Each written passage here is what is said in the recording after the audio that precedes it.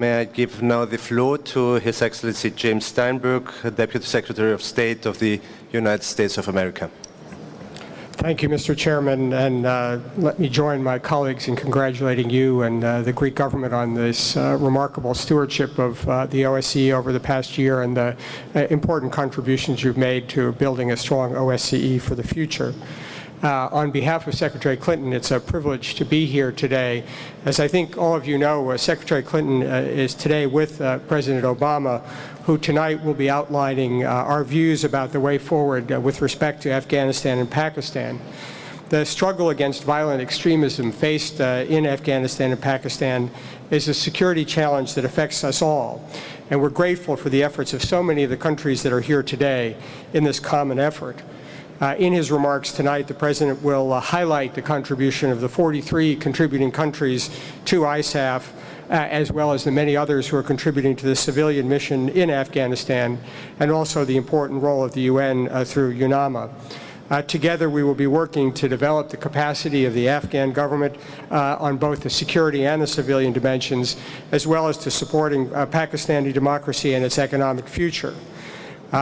We continue to believe, as my colleagues have highlighted, that the OSCE can play an important role, as ODIHR's role in the past election has demonstrated, including with respect to areas such as border and police training, good governance, and the rule of law.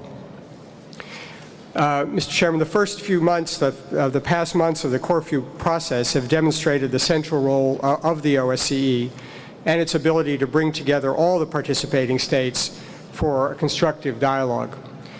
We continue to believe that full implementation of the OSCE's existing commitments in all three dimensions would bring a marked improvement to the security situation in Europe.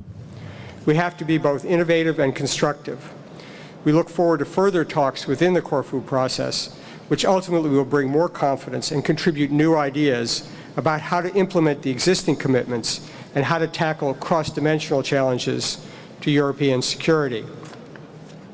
Like our colleagues, President Obama received President Medvedev's letter containing a draft European Security Treaty on Saturday. We are studying this proposal carefully, and we welcome the opportunity to continue our ongoing dialogue that has been taking place in the OSCE as part of the Corfu process in order to build a more peaceful and prosperous Europe for the 21st century.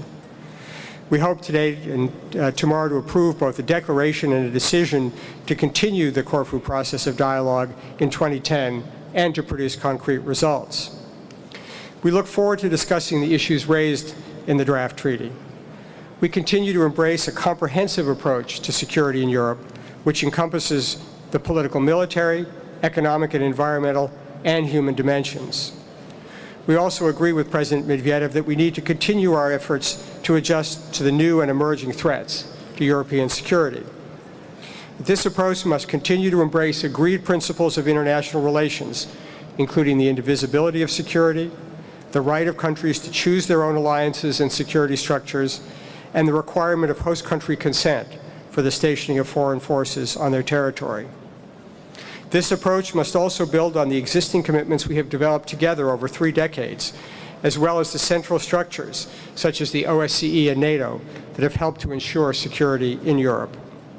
We look forward to working with the Russian Federation and our other partners in Europe in the days and months to come to further elaborate an agreed approach to these important issues.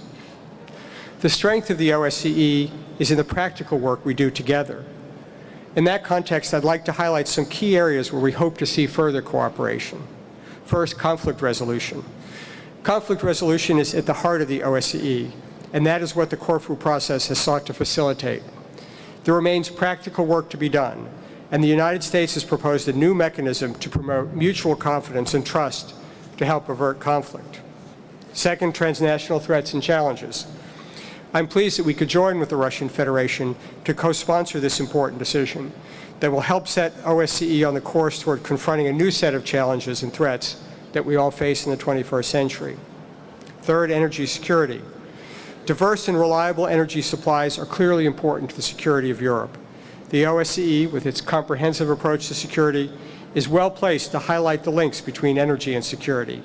Here, too, we have suggested developing new mechanisms where any potential supply disruptions could be effectively dealt with on a political level. Fourth, media freedom. This is a core strength of the OSCE and a vital element of any democratic society. We're disappointed that a ministerial decision on this topic this year seems unlikely, but we believe that the appointment of a new representative on the freedom of media in the coming months will send an important signal of the continuing value we place on ensuring the freedom of expression. Mr. Chairman, the OSCE area is still confronted with many challenges. Our efforts to resolve the Nagorno-Karabakh conflict through the Minsk process have greatly contributed to the stability between Azerbaijan and Armenia. As one of the co-chairs of the Minsk Group, the United States is committed to seeking a final settlement to the conflict that will ensure long-term stability and economic growth in the region. The conflict in Georgia remains one of the OSCE's most pressing challenges. Core OSCE principles and commitments were violated. We must restore trust and rebuild confidence. We expect all parties to fulfill their commitments under the August 12 ceasefire agreement, which calls for the withdrawal of Russian forces to positions prior to the start of hostilities and for unhindered humanitarian access.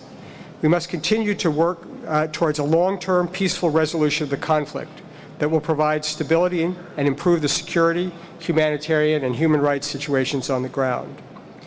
We must also pay close attention to these concerns and to work to reestablish a status-neutral OSCE presence in Georgia.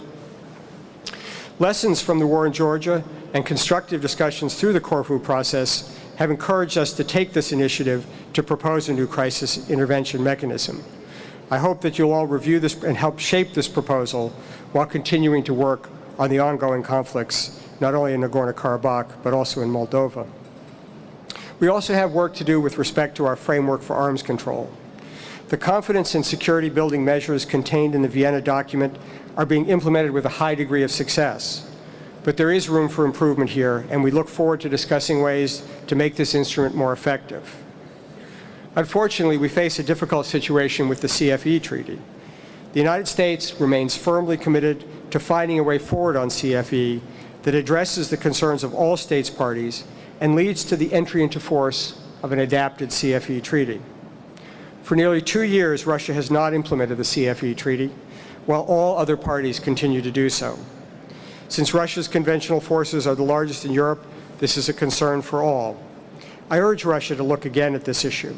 It would be very welcome indeed if Russia participated in the CFE's annual exchange of military information in mid-December and would send a strong signal of our common commitment to preserving the benefits of this treaty.